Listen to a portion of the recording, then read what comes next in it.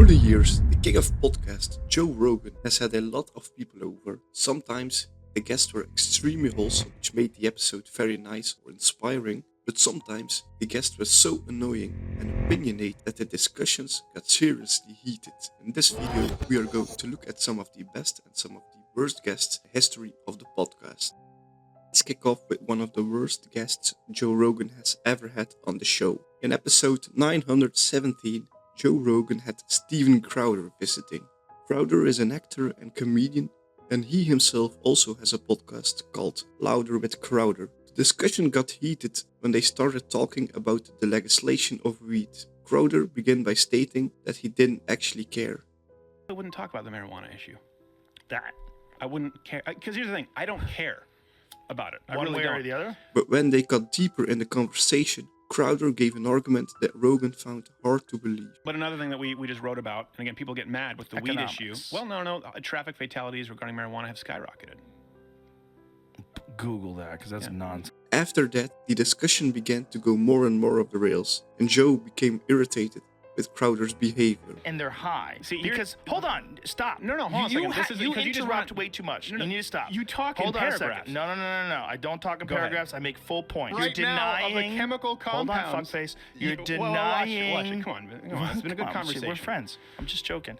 Since marijuana legalization, highway fatalities in Colorado are at Hold on a near second. historic lows. You haven't bringing up the source that you want to find. Washington Bring up the Post. study right there. Yeah, Washington Post. Bring up the study that we wrote. We wrote about it on our website. Look, I don't care about your website, you fuck. Since marijuana legalization, highway fatalities in Colorado Since you are called me at hold on a second. Since you called me historic since you called me a lows. fucking But as bad as the discussion seemed, the two finally made up with each other at the end of the podcast. I'm glad we got through this, dude. No, seriously, I really appreciate you're do a like generous dude, and I you've really been do very like nice. you. No, I And like you a if lot I too. fucked with you a little bit, I treated you like a stand-up comedian. I figured you'd fuck with me back, and you got a little, but we're fine. We got No, through that it. was me. I'm That glad was we me. got That's through One it. of the most inspiring people to ever stop by Joe's was musician and actor Daryl Davis. On January 30, 2020, Daryl stopped by to talk around his work around racist groups, just like the KKK. He talks in the podcast about how he met the leader of the KKK, R. Kelly. So I stood up and I displayed the palms of my hands as to say, hey, I'm unarmed. And I walked forward. I stuck out my right hand. I said, hi, Mr. Kelly. I'm Daryl Davis. And he shook my hand.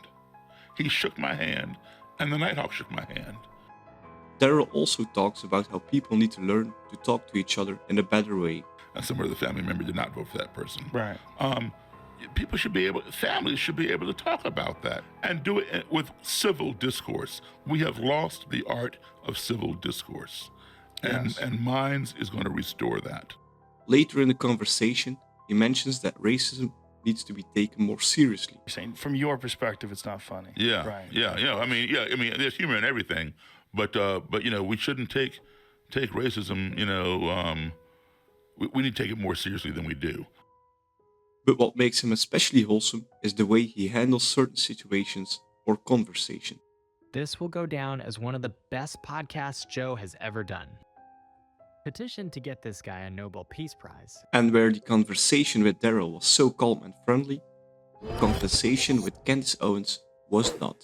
Episode 1125 brought communications director for Turning Point USA, Candace Owens, to the podcast. But when Joe brought up the topic global warming, the conversation took a grim turn when Candace made a strange comment about her insight on the subject. I think we have to care about the environment? Like, No, not even a little bit. Like, not even a little bit? no. Okay, let me clarify this. I don't throw trash on the ground. Like, I'm Okay. not saying like we need to trash the environment. But do I believe in climate change? No.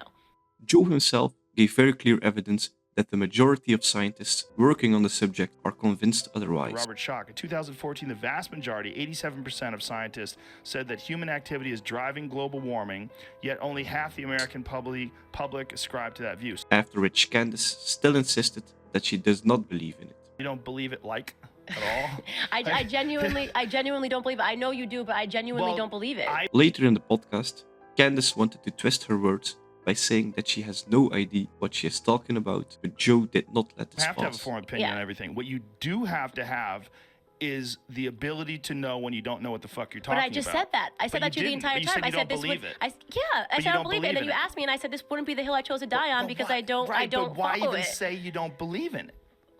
Because I just personally, if you. How about not have a belief until you So, really have okay, looked so at the you would data? Last episode 712 brought Wim Hof to Joe's table. Better known as the Iceman, Wim Hof discusses his methods for improving the mental and physical strength of the body through breathing techniques.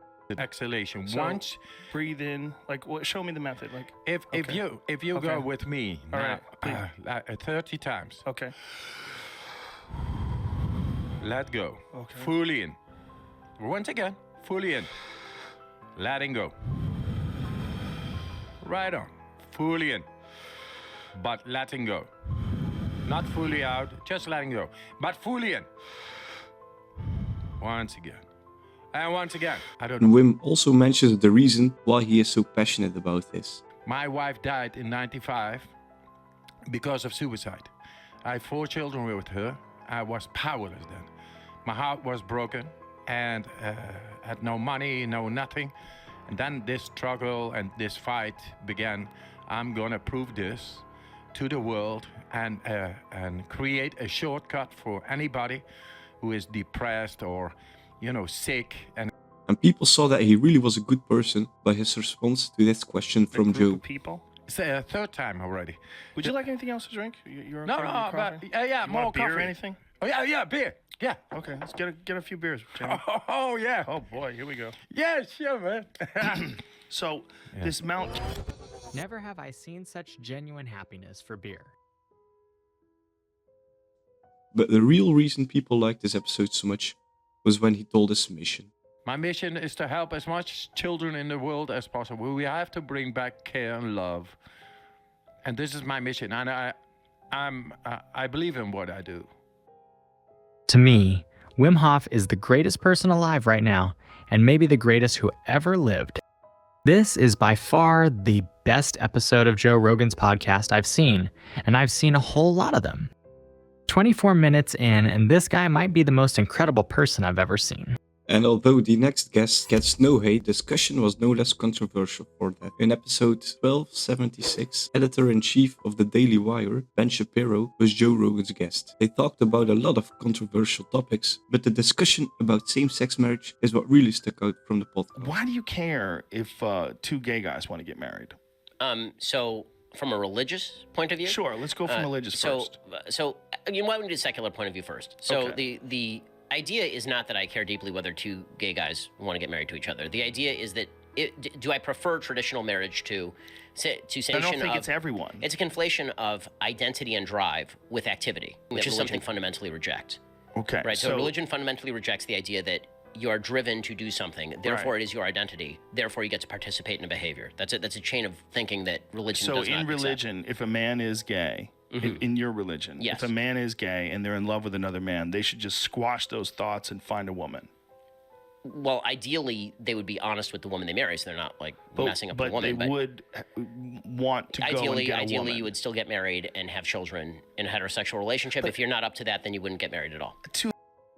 And after a statement from Ben, Joe countered with the You see, following. when you describe this to a gay man, they will tell you, imagine, Ben Shapiro, if someone said to you, you should stop being with your beautiful wife and you need to now marry a man because this is what God wants you to do.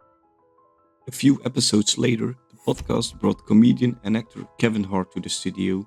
In this episode, we get to see a different Kevin Hart, in which he talks openly about traumas that happened in the past. I fractured my spine, right? As soon as I got out the hospital, I started. I didn't have days off. As soon as I got out, I started physical therapy. But it's the way he answers Joe's next question that earned him the respect of viewers. So even if you have more money than you'll ever spend for the rest of your life, that's not what it's about. No. It's about the inspiring people and the influence and constantly giving back and moving forward in a positive way. And the only way you can do that is to stay active. It's the story, man. Yeah. You know, we're all writing a book. What's your book look like? This isn't inspirational or self-aware. This is something different. Kevin Hart might be able to fix us. Never cared for Kevin Hart based solely on his characters. After this, I'm a fan of the man.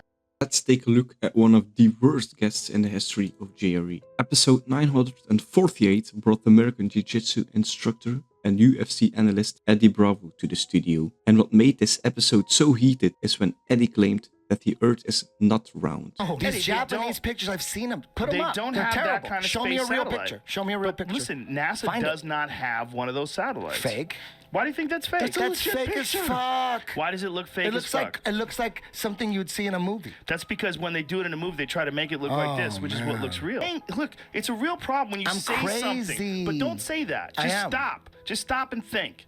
Because you're communicating to millions of people. And Exactly. you're saying something that doesn't make any sense. It does make sense. But you don't know anything about imagery. You don't know anything don't? about what. You don't know anything about that. It looks fake to me.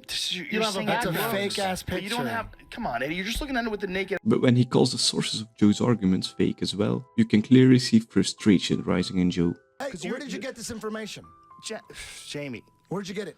Where'd I get what? This information. Where is this coming from? This is coming off the internet. Exactly. American So Jour- the you're American reading Journal- some information. I'm reading some information. Slow down, off slow down, the internet. slow You down, didn't go to the slow down, library. slow It's down. on Wikipedia. Just slow down. Eddie, stop There's doing that. sources here. There's a book called the American Journal of Science. I'm sure that a lot of people respect Which is that. bought and paid for. Well, maybe.